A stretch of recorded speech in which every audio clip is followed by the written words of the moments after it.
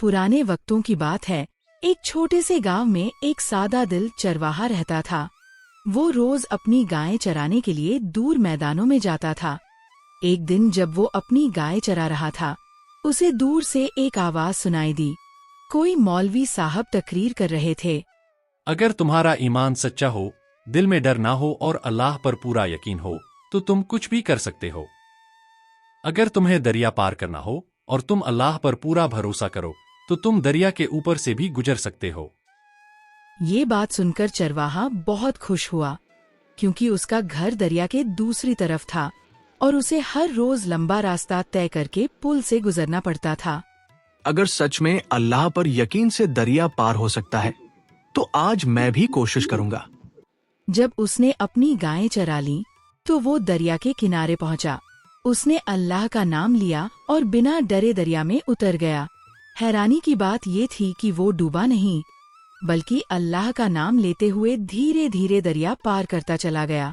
उसकी गायें भी उसके पीछे पीछे चल पड़ी। कुछ ही देर में वो और उसकी सारी गायें सही सलामत दरिया के दूसरी तरफ पहुंच गईं। कुछ दिन बाद वही मौलवी साहब वहां से गुजर रहे थे। चरवाहे ने उन्हें देखा और दौड़कर उनके पास गया। मौलवी साहब, आप मेरे घर चलें। मैं आपकी दावत करना चाहता हूँ। ठीक है, चलो मैं तुम्हारे साथ चलता हूँ। चरवाहा उन्हें दरिया के किनारे ले आया। तुम्हारा घर कहाँ है? मेरा घर दरिया के उस पार है। यहाँ तो कोई पुल नहीं है, तुम मुझे यहाँ क्यों लाए हो? मौलवी साहब, आपने ही तो कहा था कि अगर अल्लाह पर पूरा यकीन हो, तो हम दरिया भी पार कर सकते हैं। आइए मेरे साथ। तुम पागल हो। मैंने तो सिर्फ बात कही थी, तुमने उसे सच मान लिया?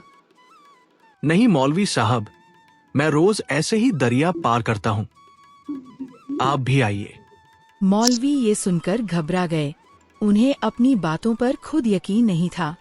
वो समझ गए कि ये चरवाहा सच्चे दिल से यकीन करता है, लेकिन वो खुद सिर्फ बातें करता है।